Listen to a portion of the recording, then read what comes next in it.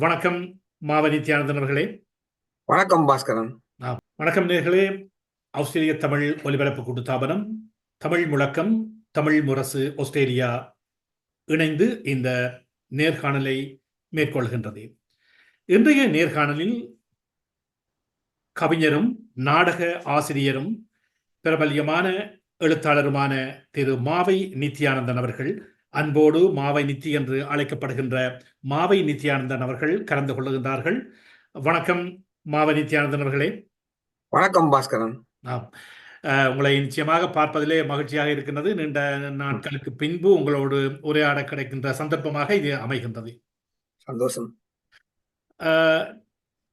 கவிஞர் மாவை நித்யானந்தன் அவர்களை பற்றி கூறுவதாக இருந்தால் நிறைய விடயங்களை கூறலாம். மெல்பர்னில் வசித்துக் கொண்டிருக்கும் கவிஞர் ஆரம்பத்திலே இலங்கையிலே ஐயா எலெக்ஷன் கேட்கின்றார் என்ற நாடகத்தோடு மிக பிரபல்யமாக பேசப்பட்டவர். அதன் பின்பு மெல்பர்னிலே பாரதி பள்ளி என்பதை நிறுவி அதன் அதிபராக நீண்ட காலங்கள் கடமையாற்றி இன்றும் அந்த பாரதி பள்ளி இயங்கிக் கொண்டிருக்கின்றது.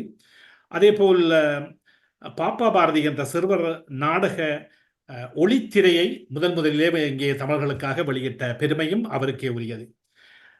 இந்த வகையிலே அண்மையிலே மெல்பர்னிலே ஒரு சிறந்த நாடகமாக பலராலும் பேசப்படுகின்ற சிலப்பதிகாரம் என்ற நாடகம் இடம்பெற்றது. அந்த நாடகம் 8ஆம் தேதி மீண்டும் ஒரு முறை மெல்பர்னிலே இடம்பெற இருக்கின்றது. ஏற்கனவே 2 முறை மேடையேறிய ஒரு நாடகம் 3ஆம் முறையாக 8ஆம் தேதி மெல்பர்னிலே இடம்பெற இருக்கின்றது. அதனுடைய நெறியாளர் இப்போது வணக்கம் நித்தி, மீண்டும் ஒரு வணக்கம். மீண்டும் வணக்கம். வணக்கம் நேயர்களே. வணக்கம் பாஸ்கரன். சரி, முதலிலே இந்த நாடகத்தை பற்றி முதலிலே பேசுவோம். ஏனென்றால் உங்களை பற்றி நிறைய பேச இருக்கின்றது. முதலிலே இந்த சிலப்பதிகாரம் நாடகம், இந்த நாடகம் பலராலும் இங்கே பேசப்பட்டது. என்னுடைய தமிழ் முரசிலும் அது வெளிவந்தது. அதை ரசித்தவர்கள் எழுதியிருந்தார்கள். எப்படி இது உருவானது, எப்படி மேடையேற்றம் நடைபெற்றது என்பதை கேட்டால் என்ன சொல்வீர்கள்? இது உருவானது, எனக்கு இந்த சிலப்பதிகாரத்தை மேடையேற்ற வேணும் என்ற ஒரு விருப்பம் உண்டு. மிக நீண்ட காலமாக இருந்தது. இது ஒரு 5 ஆண்டு திட்டம் என்று சொல்லலாம். உண்மையிலே நான் வளர்ந்தவர்களுக்காக இங்கே இலங்கையிலும் இங்கே வந்ததுக்கு பிறகும் சில ஆண்டுகள் 89 வளர்ந்தவர்களுக்காக நாடகங்களை நானும் நண்பர்களும் சேர்ந்து உருவாக்கி மேடையேற்றி வந்தோம். நிறைய நாடகங்கள் அதை பற்றி இப்பொழுதும் பலரும் கேட்பார்கள், திரும்ப அப்படின்னா நாடகங்கள் செய்ய மாட்டீர்களா என்று கேட்கிறது. அதுக்கு ஒரு ரசிகர் கூட்டம் இருக்கிறது. ஆனால் அதுக்கு பிறகு 94ஆம் ஆண்டு பாரதி பள்ளி தொடங்கிய பிறகு நான் சிறுவர் நாடகங்களிலே சிறுவர்களோடு என்னுடைய வாழ்க்கை முழுவதும் ஒன்றிவிட்டது. பிள்ளைகளுக்கு கற்பிப்பது மட்டுமல்லாமல், பாடசாலை நடத்துவது மட்டுமல்லாமல், அவர்களுக்கு ஆண்டுதோறும் நாடகங்களை உருவாக்கி மேடையேற்றுகின்ற ஒரு முயற்சி. அது இன்றைக்கும் தொடர்ந்து கொண்டுதான் இருக்கிறது. 500 பேர் மேடையில் ஏறுவார்கள். 3 நாள் நிகழ்ச்சி. இதனாலே வளர்ந்தவர்களுக்கான நாடகம் நின்று போனது என்னுடைய முயற்சி. ஆனால் அதை திரும்பவும் அதை செய்ய வேண்டும் என்ற எனக்கு விருப்பம் இருந்ததாலே அதை என்ன செய்யலாம் என்று யோசித்த பொழுது, வளர்ந்தவர்களுக்கும் சிறுவர்களுக்கும் எல்லோருக்கும் பொருத்தமான சிலப்பதிகாரத்தை நான் தேர்ந்தெடுத்தேன். அப்ப இது ஒரு நான் அந்தாண்டு திட்டம் என்று சொன்ன காரணம் என்னென்றால், நான் அதை சிலப்பதிகாரத்தை நான் முதலில் படிக்க தொடங்கினேன். அதாவது மூலப்பிரதியை.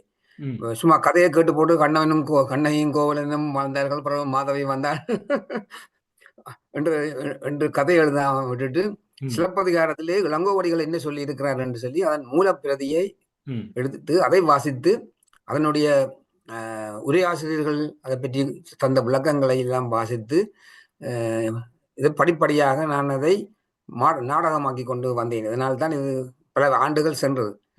நாடகமாக்கி அது கடைசியாக அது நீண்டு கொண்டே போய் நிறுத்த முடியாமல் போன ஒரு நாடகமாகி கடைசியாக ஒரு மாதிரி தட்டி நிறுத்தி 2.25 மணித்தியாலத்திலே அந்த நாடகம் இப்பொழுது உருவாகி இருக்கிறது. அப்ப இதுதான் இதனுடைய கதை. அப்ப நான் சிலப்பதிகாரம் என்றது ஒரு சாதாரணமான விஷயம் இல்லை. தமிழ் மொழிக்கும் தமிழர்களுக்கும் மிக முக்கியமான ஒரு விஷயம் இந்த சிலப்பதிகாரம்ன்றது. அதை படித்தால் அதனுடைய பாரதி சொன்னார், நெஞ்சை ஆளும் சிலப்பதிகாரம். எல்லாரும் பாடி போட்டு போற மொழியே ஏன் அது நெஞ்சை ஆளும் என்றதை உள்ளுக்கு போய் பார்த்தால் தான் அது புரியும். அது மட்டுமல்ல ஒரு தமிழ் மொழியினுடைய ஒரு காவியம் இல்லையா? தமிழுடைய இதுதான் முதன்மையான காப்பியம். இதுக்கு பிறகு சிந்தாமணி, மணிமேகலை இதெல்லாம் வந்தது. ஆனால் சிலப்பதிகாரம் தான் தமிழர்கள் மற்றது தமிழர்களுடைய கலை, இசை இதை பற்றியெல்லாம் நிறைய இதெல்லாம் படித்து விளங்கக்குள்ள என்ன போன்றவர்கள் விளங்கக்கூடிய விஷயங்களாகவும் இல்லை. அவ்வளவு ஆழமான விஷயங்கள் அதிலே இசை வல்லுநர்களுக்கே புரியாத மாதிரியான ஆழமான நிறைய விஷயங்கள் அங்கே சிலப்பதிகாரத்தில் இருக்கின்றன. அவற்றை எல்லாத்தையும் நாடகத்துக்கு கொண்டு வர முடியாது. ஆனால் முக்கியமான விஷயங்களை எடுத்து நாடகங்கள் முக்கியமான விஷயங்களை தவற விடாமல் இந்த நாடகத்துக்குள்ளே ஊத்த வேண்டும் என்ற விருப்பத்தோடு இந்த நாடகத்தை நாங்கள் செய்து முயற்சித்தேன். இதிலே எவ்வளவு எத்தனை பேர் கலந்து கொண்டு, அதாவது குழந்தைகள், பெரியவர்கள், இப்படி ஏறக்குறைய எத்தனை பேர் இதிலே பங்கு கொள்ளுகின்றார்கள்? இது இதிலே முக்கியமாக பங்கு பெற்றுகிறவர்கள் பாரதி பள்ளியிலே தமிழ் கற்று வெளியேறி இப்பொழுது வேலை பார்க்கிறவர்கள், பல்கலைக்கழகங்களில் இருக்கிறவர்கள், அவர்களைத்தான் முதன்மையாக நடிகர்களாக வைத்து நான் இதை உருவாக்க விரும்பினேன். ஏனென்று சொன்னால் அவர்கள் தமிழ் கற்றார்கள், அந்த தமிழை தொடர வேண்டும் என்ற அதற்கு நாங்கள் ஒரு உந்துதலாக இருக்க வேண்டும் என்று சொல்லி அந்த வயதினர் இதிலே ஈடுபட்டார்கள். இதை விட இப்பொழுது உயர்தர வகுப்புகளிலே கற்றுக்கொண்டிருக்கிற சில மாணவர்களும் சேர்ந்தார்கள். எல்லாருமே ஒரு 2 ஆசிரியர்களும் இருக்கிறார்கள். எல்லாருமா சேர்த்தால் 45 பேர் வரும் இந்த நாடகத்துல. அது ஒரு பிரமாண்டமான ஒரு தயாரிப்பா தான் வந்திருக்கு அந்த வகையிலே. இது அதுவும் ஆஸ்திரேலியாவிலே 45 பேரோடு ஒரு நாடகம் தயாரிப்பது என்பது எங்களுடைய நாடக அனுபவத்தை வைத்துக் கொண்டு கூறுகின்றேன், மிகப்பெரிய சிரமமான ஒரு விடயம். ஏனென்றால் ஒரு 4 பேரோடு செய்கிறது என்றாலே அதற்கு எத்தனை ரிஹர்சல், எத்தனை நாட்கள், இது 40 பேரை வைத்து செய்வது என்பது எப்படி அந்த நேரங்களை எல்லாம் சமாளித்தீர்கள்? இது நீங்க சொன்னது முழுக்க உண்மை. நீங்களும் ஒரு நாடக படியால் உங்களுக்கும் இந்த விஷயம் தெளிவாக விளங்கும். இது ஒரு 4-5 மாத ஒத்திகை. இப்பொழுது நான் பேசிக் கொண்டிருக்கிறேன், நான் ஒத்திகைக்கு போக முடியவில்லை, அங்கே நடந்து கொண்டிருக்கிறது. ஒவ்வொரு நாளும் இரவு 10:30 மணி ஆகும் ஒத்திகை முடிய. அது ஒரு 2 மண்டபங்கள் ஒழுங்கு செய்து நாங்கள் ஒத்திகை நடக்கிற ஒரே நேரத்தில். அப்ப அவ்வளவு பேரும் ஒரு திருவிழா மாதிரி தான் அது இருக்கும். அவர்களுக்கும் வீட்டை போக சொன்னாலும் போக மாட்டார்கள், வேலைக்கு ஏனென்றால் அந்த அளவுக்கு அவர்கள் நண்பர்களோடு அளவலாகிறது, நாடகத்தில் நடிக்கிறது சொல்லி அந்த இங்கே தமிழ் படித்த மாணவர்கள் நாங்கள் மறக்கக்கூடாது. இது 2ஆம் தலைமுறையினர், முதல் தலைமுறையினர் அல்ல, 2ஆம் தலைமுறை இங்கே தமிழ் படித்த மாணவர்கள். அவர்கள் இந்த தமிழை விட்டு போக மாட்டேன் சொல்லி நாடகத்தை விட்டு போக மாட்டேன் நின்று ஒத்திகை முழுதும். அப்ப எங்களுக்கு இவ்வளவு பேரையும் சமாளிக்கிறது இலகு அல்ல, கஷ்டமாக இருந்தாலும் கூட அவர்கள் ஆர்வமாக இருந்ததாலேயும் நாங்கள் கொஞ்சம் சில விதிமுறைகளை கடைபிடித்ததாலேயும் இது சமாளிக்கக்கூடியதாக இருந்தது. திரும்பி பார்த்தா மிகப்பெரிய விஷயம் என்றுதான் சொல்ல வேண்டும், இவ்வளவு பேரையும் வச்சு ஒரு நாடகத்தை செய்கிறது. இந்த வகையில இன்னமொரு நாங்கள் கேள்வியை கேட்கலாம். என்றால் இந்த நாடகம் இங்கே, அதாவது ஆஸ்திரேலியாவிலே, குறிப்பாக ஆஸ்திரேலியாவிலே நாங்கள் நாடகம் போடுகின்ற போது மக்களுடைய ரசனை, ஏனென்றால் நல்ல நாடகங்கள் மேடையேற்றுகின்ற போது விளங்கவில்லை என்று கூறுகின்ற பலர் இருக்கின்றார்கள். அது அதாவது அந்த காமெடி என்று போட்டு என்ன சொல்வது, அந்த சினிமாங்களிலே வருகின்ற சினிமாத்தனமான சிரிப்புகளை கொண்ட நாடகங்களை பார்ப்பார்கள் என்று மேடையேற்றுவர்கள் நம்புவது. இதை பற்றி என்ன நினைக்கின்றீர்கள்? இதை பற்றி நீங்கள் ஒரு நாடக ஆசிரியராக என்ன நினைக்கின்றீர்கள்? இது ஒரு தீராத விவாதம். இதுல நாங்கள் அனுபவ ரீதியாக பார்த்தால் சில வேளை ஆச்சரியமாக இருக்கலாம். எங்களை போன்றவர்கள் இப்படித்தான் சில வேளைகள் யோசிக்கிறோம், இந்த மக்கள் நாடகம் பார்க்க வருவதில்லை, ஆர்வம் குறைந்தவர்களாக இருக்கிறார்கள் என்று சொல்லி. ஆனால் சிலப்பதிகார அனுபவம் அப்படியாக இல்லை. இந்த சிலப்பதிகாரத்தை நாங்கள் 3ஆம் முறை மேடையேற்ற போகிறோம். ஒரு தடவையாவது வலிந்து சீட்டுகளை விற்றது கிடையாது. முதலாவது மேடையேற்றம் செய்த பொழுது சில ஆசனங்கள் விற்கப்படாமல் இருந்தன. ஆனா அதுக்கு 2 நாட்களுக்கு பிறகு அடுத்த மேடையேற்றத்துக்கான சீட்டுகள் உடனடியாக விற்பனை ஆயின. அப்ப அதுக்கு பிறகு இப்ப 3ஆவது மேடையேற்றம் நடக்க போகிறது வருகிற 8ஆம் தேதி. அதுக்கு நாங்கள் ஒரு கஷ்டமும் இல்லாமல் முடிந்து விட்டது. இப்ப சீட்டுகள், விற்பனை சீட்டுகள் முடிந்து நாங்கள் இன்றைக்கு விளம்பரம் போட்டிருக்கிறோம். நாங்கள் பல்கனியை திறக்க போகிறோம் என்று. 2 ஆட்கள் இன்னும் வர வேண்டும் என்று விரும்புகிறார்கள். விரும்பினால் பார்த்தால் ம். எத்தனையோ பேர் இதுல சொல்லி முடிக்கலாம். எத்தனையோ பேர் வந்து இதுல ஏற்கனவே வந்தவர்கள் ம். திரும்ப வருகிறார்கள். அதான் உண்மை. 2வது முறை 3வது முறை பார்க்கிறவர்களும் இருக்கிறார்கள். ம். அப்ப இவர்களே இருக்கிறது. ஆனால் நீங்கள் சொன்ன விஷயம் அந்த விளங்காததுன்றதும் நகைச்சுவை, அதை பற்றி கொஞ்சம் சொல்லணும். நீங்கள் கேளுங்க, நான் அதை பற்றி கொஞ்சம் சொல்லுவேன். இல்ல, அதாவது என்னவென்றால் இப்பொழுது சினிமா பாடகர்களை அழைத்து வருவது, தமிழ் நிகழ்ச்சிகளிலே கூட, முக்கியமான தமிழ் பண்பாட்டு நிகழ்ச்சிகளிலே கூட பாடகர்களை அழைத்து வந்தால்தான் சிறப்பாக மக்கள் வருவார்கள் என்ற ஒரு எண்ணம் நடத்துனர்களுக்கு, அந்த நிகழ்வுகளை நடத்துனர்களுக்கு வந்துவிட்டது. ஆனால் ஒரு நல்ல நாடகத்தை தயாரித்து வழங்குகின்ற போது அங்கே மக்களும் வருவது குறைவாகத்தான் இருக்கிறது. நீங்கள் குறிப்பிட்டது போல அந்த முதல் நாடகம் அன்று மக்கள் குறைவென்று குறிப்பிட்டீர்கள். அது பேசப்பட்டு அது நாடகம் நல்லமென்று வாய்வழி மூலம் எல்லோருக்கும் தெரிந்த பின்பு பார்க்க வருகின்றார்கள். ஆகவே இந்த நிலைப்பாடுகள் பற்றி என்ன நினைக்கின்றீர்கள்? உண்மையிலே நல்ல நாடகங்களை கொடுத்தால் மக்கள் வருவார்கள். இதை நாங்கள் தொடர்ச்சியாக நாடகர்கள், நாடகத்திலே ஈடுபடுபவர்கள் நெடுகவே பேசிக்கொண்ட விஷயம்தான். தொடர்ச்சியாக நாங்கள் நாடகங்களை, நல்ல நாடகங்களை மேடையேற்றி கொண்டு போனால் மக்கள் அதுக்கு பழக்கப்படுவார்கள். ஏனைய மொழிகளிலே பார்க்கலாம், ஆங்கில மொழி, சிங்கள மொழியில கூட பார்க்கலாம், ஏனைய சில மொழிகளிலே கூட பார்க்கலாம். மக்கள் நாடகங்களுக்கு போகிறார்கள் விரும்பி. இதற்கென்று ஒரு கூட்டம் இருக்கிறது. நீங்கள் குறிப்பிட்ட இந்த விஷயம், அதாவது கொச்சையாக சொன்னால் இந்த சூப்பர் சிங்கருக்கு தான், சூப்பர் சிங்கர் என்றால் மக்கள் போவார்கள், நாடகத்துக்கு போக மாட்டார்கள் என்று சில பேர் நினைக்கிறார்கள். சூப்பர் சிங்கர் என்றது அதுக்கு என்ன தமிழ் என்று எனக்கு தெரியல. சூப்பர் சிங்கர் என்றால் அது தமிழ்லையும் தமிழே இல்லாத தமிழ்லையும் சூப்பர் சிங்கர் தான் பேசுகிறாங்களா? அது தமிழாகி போயிட்டு, சூப்பர் சிங்கர் தமிழ் வார்த்தையாகவே போய்விட்டது. இப்ப நாங்கள் பாரம்பரியம் என்று சொல்லுகிறோம், கலாச்சாரம் என்று சொல்லுகிறோம். தமிழர்களுடைய அதையெல்லாம் அந்த விழுமியங்கள், அதுகள் பாரம்பரியம் என்றெல்லாம் சொல்லுகிறோம். ஆனால் நீங்கள் சொன்னது போலவே அந்த விழுமியங்களையோ, அந்த பாரம்பரியங்களையோ, அந்த கலாச்சாரங்களையோ அவற்றுக்கு ஒத்ததான நிகழ்ச்சிகளை நாங்கள் செய்கிறது கடினமாக இருக்கிறதால போலும் இலகுவான வேலை வந்து இந்த பேண்டை கொண்டு வர்றது. பேண்ட் ஆங்கிலத்தில் சொன்னால் இந்த இசைஞர்களை கொண்டு வர்றது என்று வையுங்கள். சோ அந்த இசை வந்து எனக்கு காது புளித்து போகணும், எனக்கு அதை விட்டு ஓடி விடுவேன்.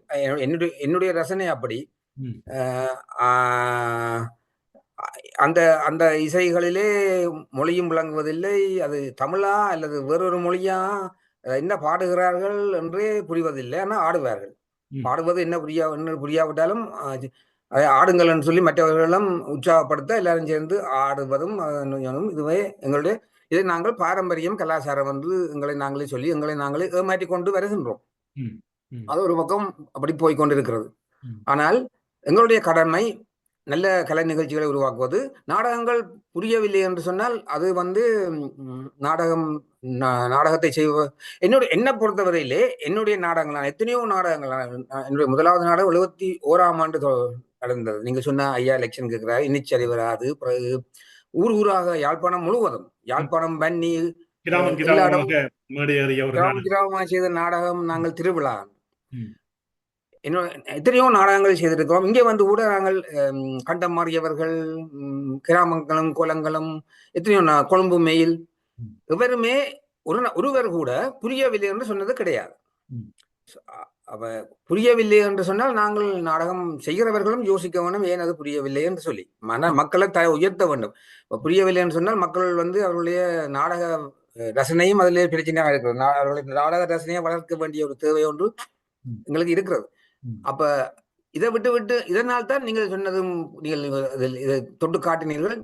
சிலர் என்ன நினைக்கிறார்கள் என்றால், முஸ்பாத்தி நாடகம், கோமாளி நாடகத்தை போட்டால்தான் மக்கள் வருவார்கள் சொல்லி மக்களையும் கோமாளிகளாக்கி விடுகிறார்கள். இது அவமதிப்பது, மக்களை அவமதிப்பது. இந்த மெலினமான பகுதிகள், சீப் ஜோக்ஸ், அதில் போடுற சினிமாவில் வர மாதிரியானதுகளை போடுறது, அந்த மாதிரி போட்டு கொஞ்ச மாதிரி பேசுறது, அல்லது சமூகத்தில் இருக்கிற பெயர் விசிறர்களை கொண்டு வந்து நாடக இந்த மாதிரிகளை போட்டால் தான் மக்களை, நாடகம் போட்டால் தான் மக்கள் வருவார்கள் என்ற பிள்ளையான நம்பிக்கையினாலே சில பேர் அப்படியான கொச்சை நாடகங்களையும் நடத்தி கொண்டு இருக்கிறார்கள். நல்ல நாடகங்களை, தரமான நாடகங்களை போட்டால் அது இலக்கிய நாடகமாக இருந்தாலும் என்ன, சமூக நாடகமாக இருந்தாலும் என்ன, நாடகமாக இருந்தாலும் என்ன, மக்கள் வருவார்கள். தொடர்ந்து நாங்கள் அதை செய்ய வேண்டும். சலிக்க விடாமல் செய்ய வேண்டும். அதற்கென்று ஒரு கூட்டம் உருவாகும். தொடர்ந்து செய்ய வேண்டும் என்பது உண்மை. ஏனென்றால் நாங்கள் யாழ்ப்பாணத்தை எடுத்து பார்த்தோம் என்றால் ஒரு காலகட்டத்திலே இப்படி பல நாடகங்கள் போய்கொண்டிருந்த போது திடீரென நல்ல நாடகங்கள் ஒரு காலகட்டத்திலே நல்ல நாடகங்கள் வர துவங்கிவிட்டது.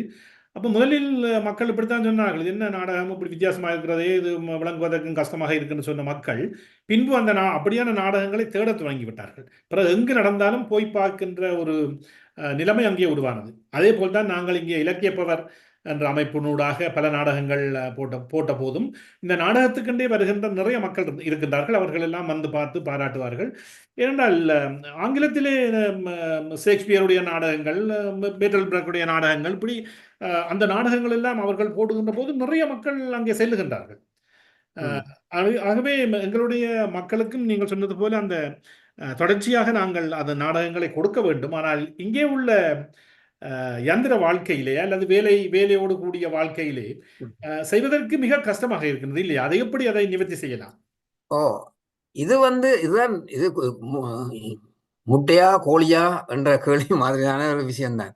இப்ப இங்க பாத்தீங்கன்னா, இந்த ஆங்கிலத்தை எடுத்து பார்த்தால் ஒரு நாடகத்தை தொடங்கினால் அவர்கள் வாரக்கணக்காக மாதங்கள், இங்கே இங்கிலாந்து போன்ற அமெரிக்கா போன்ற இடங்கள்ல வாரக்கணக்கு மாதக்கணக்கல்ல வருடக்கணக்காக 5 வருஷம் 10 வருஷம் தொடர்ந்து ஒரே நாடகம் ஓடிக்கொண்டிருக்கிற நிலைமை கூட இருக்கிறது.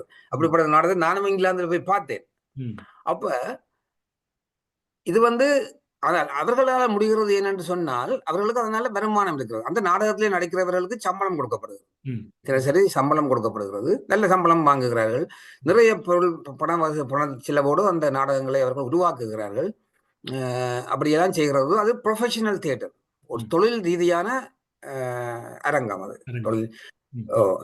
இதை நாங்கள் அதை செய்ய முடியும் என்றால் எங்கள் மக்கள் அதை ஆதரிக்க வேண்டும். தொழில் ரீதியாக என்ன அரங்கம், எங்களுடைய எண்ணிக்கை குறைவாக இருந்தாலும் கூட நாங்கள் செய்யலாம்.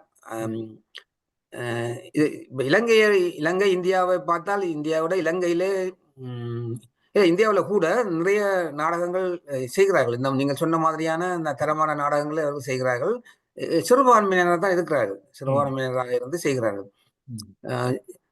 ஆனால் சிங்கள நாடகத்தை எடுத்து பார்த்தா, உதாரணமா மனமே, சிங்கபாகு, சரச்சந்திரன் இந்த நாடகங்களை பார்த்தால் அது இன்றைக்கு ஓடிக்கொண்டுதான் இருக்கிறது. அது எப்படி அவர்களால் முடிகிறது? இது நாங்கள் எல்லாம் தமிழர்கள் என்று தலை நெஞ்சு தட்டுகின்ற நாங்கள் இந்த விஷயத்துல நாங்கள் கேட்க வேணும், சிங்கள மக்களே உங்களால் இது எப்படி முடிகிறது? மனமே சிங்கமாகவும் வாரக்கணக்காக இன்றைக்கும் ஓடுகிறது. எத்தனை வருஷம்? 30 வருஷமா 40 வருஷம். அப்ப ஏன் அது முடியாமல் இருக்கிறது என்றது எங்களுடைய நாங்கள் கேட்க வேண்டிய ஒரு கேள்வி. அவர்கள் ப்ரொஃபஷனல் தியேட்டராக சிங்களத்திலே தொழில் ரீதியான இது வளர்ந்து விட்டது. தொழில் ரீதியான அரங்கம் சிங்களத்திலே வளர்ந்திருக்கு. அதுகளும் கொஞ்சம் பேர் தான், பிறந்ததும் இல்லை. அப்ப இங்கே உள்ளவர்கள் இங்கே செய்யலாம். மக்கள் ஆதரவு இருந்தால் 2 நாள் நாங்கள் சிலப்பதிகாரம் 3வது முறையாக நாங்கள் மேடையேற்ற போகிறோம். எங்களுக்கு ஆதரவு இருந்தபடியால் 4வது முறையும் நாங்கள் மேடையேற்ற இருக்கிறோம். அது இன்னொரு மாநிலத்திலே அதை விரைவிலே அறிவிப்பீர்கள். நிச்சயமாக ஆவலோடு காத்திருக்கின்றோம். மாநிலம் கடந்து போய் செய்யக்கூடிய மாதிரியாக சிலப்பதிகாரத்துக்கு வந்தது. 4 மேடையேற்றம் என்றது ஒரு பெரும் விஷயம். நாங்கள் ஆரம்பத்திலே நாங்கள் யோசிச்சது, இந்த சிலப்பதிகாரம் உதாரணமாக எடுத்தால் அதுக்கு போட்ட கஷ்டம், அது உழைப்பு அளவு கணக்கில்லாத. நான் மட்டும் இல்லை, இது நிறைய செய்தவர் பகீரதி என்பவர், குடும்பஸ்த ஒரு பெண்மணி. அவர் குடும்பத்தை விட்டுட்டு தான் இதை செய்தார். அந்த அளவுக்கு நேரமும் சக்தி எல்லாம் இதுக்குள்ள போயிருக்கிறது. அந்த தொழில் ரீதியாக நாங்கள் இங்கே செய்ய முடியாவிட்டாலும் ஒரு ஒரு ஒரு ஆர்வத்துக்காக செய்தால் கூட மக்களுடைய ஆதரவு இருந்தால் நாங்கள் அதை செய்யலாம். அவை நாங்கள் தமிழர்கள் என்று நாங்கள் மேற்கட்டுறது மட்டும் போதாது. நல்ல விஷயங்களை போய் பார்த்து நல்ல விஷயங்களை ஆதரவு கொடுத்து செய்ய வேண்டியது. மற்றது அமைப்புகள். இப்ப இங்க பார்த்தீங்கன்னா இது எனக்கு ஒரு மிகவும் ஒரு கவலையான ஒரு விஷயமாக இருக்குது. இதை நான் பகிர்ந்து கொள்ளலாம். இங்க உள்ள எத்தனையோ அமைப்புகள், பெரிய பெரிய அமைப்புகள், பணக்கார அமைப்புகள் இருக்கின்றன. அவர்கள் அவர்கள் வந்து வெளிநாட்டிலிருந்து ஏதாவது இந்த சூப்பர் சிங்கரையோ அதையோ இதையோ கொண்டு வந்து இங்கே போட்டுவிட்டு அதிலே 80% பணத்தையும் செலவழித்து முடித்து விடுவார்கள்.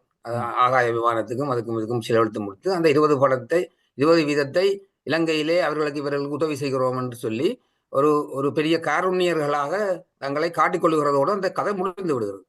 கடைசியாக அவர்கள் சாதித்தது பணம் பெரிய அளவிலே சாதித்ததாகவும் சொல்லுவதற்கு இல்லை. ஏதோ சாதித்தார்கள், நல்ல விஷயம். அதாவது இப்ப சொந்த நாட்டிலே இருக்கிறவர்களுக்கு உதவி செய்கிறது நல்ல விஷயம், கூடாத விஷயம் தவறாக கருதி கொள்ளக்கூடாது. ஆனால் ஒரு நல்ல விஷயத்தை செய்து ஒரு நல்ல விஷயத்துக்கு கொடுக்கிறது தான் சிறப்பு. அதிக பணத்தை கொடுக்க வேண்டும். ஏதாவது எங்களுடைய உள்ளூர் கலைஞர்களையும் ஊக்குவிக்க வேண்டும், உள்ளூர் தமிழ் கலைகளை ஊக்குவிக்க வேண்டும். நிச்சயமாக அந்த மனக்குறை எல்லோருக்குமே இருக்கின்றது. எங்களை போன்றவர்களுக்கு அந்த மனக்குறை இருக்கிறது. இப்ப இந்த ஸ்தாபனங்கள் இருக்கிறது தானே, இந்த ஆகாய விமானத்திலே ஆட்களை கொண்டு வந்து இவர்கள் எல்லாம் இறக்குமதி செய்து அவர்களெல்லாம் இங்கே மேடையில ஏற்றி அந்த பணத்தை எடுத்து ஏதோ நாங்கள் தங்களுக்காக எடுத்துக்கொண்டால் கூட சரியோ ஏதோ வியாபாரம் செய்கிறான்னு சொல்லலாம். ஏதோ நாங்கள் மற்றவர்களுக்காக செய்கிறோம் என்று சொல்லிக்கொண்டு இதை செய்கிறது வந்து கொஞ்சம் பிரச்சனை. இப்ப இந்த விஷயத்தை சரி இவர்கள் என்ன எடுத்துக்கொள்ளுங்கள், உங்களை எடுத்துக்கொள்ளுங்கள். நாடகத்தில் ஈடுபடுகிறவர்கள் யாராக எங்களுக்கு சொன்னால் நாங்கள் நாடகம் செய்யுங்கள், எல்லா செலவுகளை நாங்கள் தருகிறோம் என்று சொன்னால் சிலப்பதிகாரத்துக்கு அடுத்த நாடகத்தை நான் உடனடியாக செய்வேன். எந்த அமைப்பு முன்வரும்? இது ஒரு சவாலாகவே நாங்கள் விடுக்கலாம்.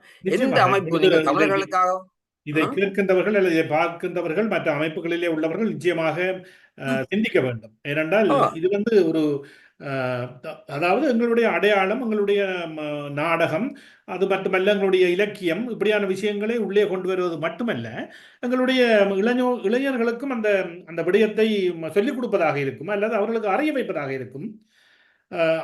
அண்மையிலே ஒரு ஒரு ஒரு நாடகம் மேடையேற்றப்பட்டது எங்களுடைய பிரச்சனையை பற்றி, அரசியல் பிரச்சனையை பற்றி. அது சிட்னி டிராமா தியேட்டர்ஸ் அவர்கள்தான் செய்தார்கள். எங்களுடைய ஒரு தமிழ் அன்பர் தான் அதை எழுதியிருந்தார், கதையை எழுதியிருந்தார். ஆனால் உங்களுக்கு தெரியும், சிட்னி டிராமா கம்பெனி என்பது ஒரு மிகப்பெரிய கம்பெனி. அவர்கள் ஆங்கில நாடகங்கள் நிறைய போட்டுக்கொண்டு வருவார்கள். நான் பல நாடகங்கள் அவருடைய நாடகங்கள் பார்த்திருக்கின்றேன். இந்த நாடகத்தையும் சென்று பார்த்திருந்தேன். ஒரு மிக பிரமாண்டமான அளவிலே அதை செய்திருந்தார்கள். ஏனென்றால் அவர்களுக்கு அந்த குவாண்டஸ் இப்படியான பெரிய பெரிய நிறுவனங்கள் எல்லாருமே ஸ்பான்சர் பண்ணுது. அதுகளையெல்லாம் அவர்கள் எடுத்து செய்கின்றார்கள். அதே தரத்துக்கு கூட நாங்கள் பலர் இருக்கின்றார்கள் செய்யக்கூடியவர்கள். ஆனால் இவ்வளவு தூரம் எங்களுடைய அமைப்புகள் அதற்கு ஆதரவு தருகின்றது என்பது ஒரு கேள்விக்குறிதான்.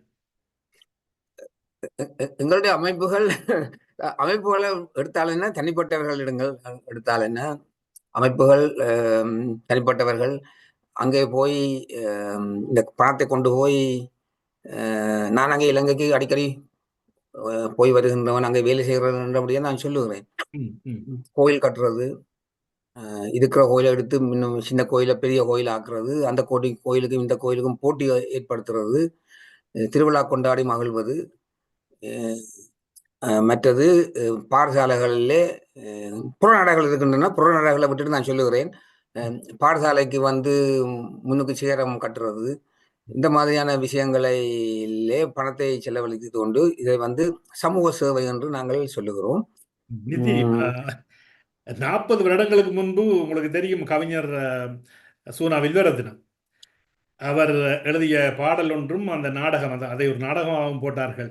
திருவிழாக்கள் ஆயிரங்கள் செய்கிறோம், கோவில் திருவிழாக்கள் ஆயிரங்கள் செய்கிறோம், என்று கோவில் முன்றலிலே நீ பெரிதா நான் பெரிதா, என்று கோவில் முன்னிலே திருவிழாக்கள் ஆயிரங்கள் செய்கிறோம். அருமையான ஒரு கவிதை அப்படியே தொடர்ந்து போகும். இப்ப நீங்கள் அதை சொல்ல உடனே அந்த ஞாபகம் தான் பெறுகின்றது. அந்த காலத்திலே எழுதியிருக்கிறார். அந்த காலத்துல 40 வருஷம் எழுதியிருக்கிறார். இந்த காலமும் நாங்கள் அதைத்தான் செய்து கொண்டு இருக்கிறோம். ஆனால் இது நான் குறை சொல்ற யாரும் நினைக்க கூட எல்லாம் அறப்பறிச்சவர் எல்லாம் குறை சொல்லுகிறார் என்று குறை சொல்றதுக்காக நான் சொல்லல. எங்களுடைய சமூகம் முன்னேற வேணும் என்ற உண்மையான ஆத்மீயார்த்தமான ஒரு விருப்பத்துக்காக தான் அதை நாங்கள் அதை பற்றி சொல்லுவதற்கான காரணம். அப்ப நாங்கள் வந்து என்னோட கேள்வியை உங்களிடம் கேட்கலாம் என்று நினைக்கின்றேன். அதாவது இப்ப நீங்கள் நீண்ட காலமாகவே நீங்கள் நாடகங்கள் செய்கின்றீர்கள். இப்ப இந்த சிலப்பதிகாரம் நாடகத்தை நீங்கள் எழுதி கொடுக்க இன்னொருவர் நெறியாழ்கை செய்திருக்கின்றார்.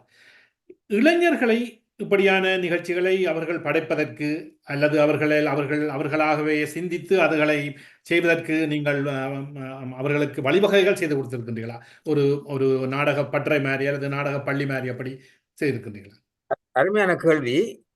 நாங்கள் உண்மையிலே அதை நோக்கி போய்கொண்டிருக்கிறோம் என்று சொல்லலாம். இப்ப நீங்கள் இப்ப நான் முதல் சொன்ன மாதிரி இந்த நாடகத்தை நடத்தியவர்கள் அவர்களுக்கு நான் உண்மை நீங்கள் நல்லது கேட்டது. நான் அவர்களில் பலரை அடையாளம் கண்டு நான் இப்ப சொல்லியிருக்கேன். எனக்கு பிறகு நீங்கள் தான் நாடகத்தை கொண்டு போற ஆக்கள் என்று சொல்லி அவர்கள் சிரித்து புன்னகையோடு அதை ஏற்றுக்கொள்ற மாதிரியாக புன்னகைத்தார்கள். என்னென்று சொன்னால் அவர்கள் யார்? அவர்கள் இந்த நாட்டிலே தமிழ் படுத்த 2ஆம் தலைமுறையை சேர்ந்தவர்கள், சிலவர்கள் 3ஆம் தலைமுறையும் இருக்கிறார்கள் நாடகத்துக்குள்ள. அப்ப நாங்கள் இதை தொடர்ந்து கொண்டு செல்ல வேண்டும் என்று சொன்னால் எங்களுடைய அடுத்த தலைமுறை அதுதான். இந்த சிலப்பதிகாரத்தினுடைய மிக முக்கியமான விஷயம் என்று நான் சொல்லக்கூடியது அது 2ஆம் தலைமுறை நாடகம். இட்ஸ் செகண்ட் ஜெனரேஷன் ப்ரொடக்ஷன் இன் தமிழ். அதுதான் நான் வலியுறுத்தி சொல்றது. நான் நேற்று சொன்னேன், ஒருவரை கேட்டேன், செகண்ட் ஜெனரேஷன் நாங்கள் 2ஆம் தலைமுறை செய்திருக்கிறார்கள். நீங்கள் முதல் தலைமுறையினர் இப்படி ஏதாவது செய்திருக்கிறீர்களா? நாட்டிலே முதல் தலைமுறையினராகிய நீங்கள் செய்ய முடியாததை 2ஆம் தலைமுறையினர் செய்திருக்கிறார்கள். அப்ப இதை கொண்டு நடத்துறதுக்கு அவர்கள் இருக்கிறார்கள் என்ற நம்பிக்கை இருக்கிறது. பாரதி பள்ளியிலே படித்த மாணவர்கள் தான் எல்லோரும். ஏன்னா பாரதி பள்ளி இது நாடகத்துறையிலே மிக முன்னேறிய ஒரு நிறுவனமாக இருக்கிறது. ஒரு ஆண்டிலே 3 நாடக விழாக்கள் நடக்கின்றன. அங்கே உள்ளவர்கள் இப்ப நான் பாடசாலைக்கு போனால் என்ன கண்ட உடனே பிள்ளைகள் கேட்பார்கள், அடுத்த நாடகம் இல்லையா? நாடகம் அவர்களுடைய இடத்துல ஊறிவிட்டது. அவர்களுக்கு மிகவும் விருப்பம். என்ன கேட்பாங்க, நித்தியமாமா நாடகம் என்ன மாதிரி இந்த வருடம் சொல்லி. சிலர் சொல்லியிருக்கார்கள், நாடகத்துக்காகத்தான் நான் தொடர்ந்து பாடசாலைக்கு வருகிறேன். ஒரு நாடகத்தோடு சம்பந்தமான உங்களோடு பேசிக்கொண்டிருக்கிற இந்த வேளையிலே ஒரு விடயத்தை இங்கே பதிவு செய்ய விரும்புகின்றேன். சிட்னியிலே சில இளைஞர்களும் தங்களுடைய சொந்த முயற்சியாக நாடகங்களை செய்திருக்கின்றார்கள். காட்சிப்படுத்தலோடு, மிக அருமையான காட்சிப்படுத்தலோடு செய்திருக்கின்றார்கள். குறிப்பாக ஆதித்தன் திருநந்தகுமார் என்று ஒருவர் அவருடைய நண்பர்களோடு சேர்ந்து 2 முறை பெரிய அளவிலே செய்திருக்கின்றார். இப்படி வேறு சில இளைஞர்களும் செய்திருக்கின்றார்கள். எனக்கு உடனடியாக அவர்களுடைய அந்த நாடகங்களுடைய பெயர்கள் ஞாபகம் வரவில்லை. ஆனால் நிச்சயமாக நாங்கள் அதை குறிப்பிட்டு அவர்களுக்கு இந்த வேளையிலே நாங்கள் பாராட்டையும் தெரிவிக்க வேண்டும். என்றால் இளைஞர்கள் தாங்களாகவே முயன்று அப்படியான விடயங்களை இங்கே செய்ய தொடங்கி இருக்கின்றார்கள். மிக சிறப்பான விஷயம். எனக்கு நான் சிட்னியில இல்லாதபடி எனக்கு அது கேள்விப்பட்டிருக்கிறேன், ஆனால் விவரங்கள் தெரியாது. நீங்கள் இப்ப சொல்ற பொழுது அது மிக சிறப்பான விஷயம். அவர்கள் உண்மையாக பாராட்ட வேண்டும். அப்படிப்பட்டவர்கள் எங்களுடைய சமூகத்துக்கு தேவை. எங்களுடைய சமூகத்தின் முன்மாதிரி அவர்கள் தான். அவர்களுக்கு மற்றவர்கள் ஊக்கம் கொடுக்கணும். இதுதான் உள்ள விஷயம். சரி, அதே வேளையிலே நீங்கள் இந்த நாடகத்தோடு தொடர்ந்து பயணிக்கின்ற ஒருவர், இலங்கையிலும் நீங்கள் இப்பொழுது வாழ்ந்து கொண்டிருக்கின்றீர்கள். இப்பொழுது இலங்கையிலும் பல விடயங்களை செய்து கொண்டிருக்கின்றீர்கள், இங்கும் இருக்கின்றீர்கள். இலங்கையிலே இந்த நாடகங்கள் எப்படி இருக்கின்றது? நாடகத்துறை முன்னேறி இருக்கின்றதா அல்லது வித்தியாசமாக மாறி இருக்கின்றதா என்று அதுகளை பற்றி கேட்டால் என்ன சொல்வீர்கள்? உண்மையிலே நாங்கள் அங்கே வாழ்ந்த காலத்தை விட இப்பொழுது நாடகத்துறையிலே பல மாற்றங்கள் இருக்கின்றன. கிழக்கு மாகாணத்திலே மௌனகுருவோடு இன்னும் பலர், ஜெய்சங்கரன் மற்ற இன்னும் பலர் இருக்கிறார்கள். எல்லாருடைய பெயரை நான் இங்கே சொல்லவில்லை. இவர்கள் எல்லாரும் பாரம்பரிய கூத்து முறைகளை அடியொட்டிய நாடகங்களை, இந்த சிலப்பதிகாரமும் பாரம்பரிய நாடகம், அதை நான் சொல்ல மறந்து விட்டேன். இது பாரம்பரிய நாடகம், அதை நான் இல்லை சொல்லி விடுறேன். எனக்கு மறதி கொஞ்சம் கூடி விட்டது இந்த வயது போக 80 கூத்து மெட்டுகளால் ஆன நாடகம் தான் சிலப்பதிகாரம். 80 கூத்து மெட்டுகள் அதில் வருகின்றன. ஸோ அது ஒரு முக்கியமான விஷயம். ஸோ இவன் நாங்கள் கிளப்புக்கு மாகாணத்தை பற்றி பேசிய பொழுது எனக்கு அந்த ஞாபகம் வந்தது.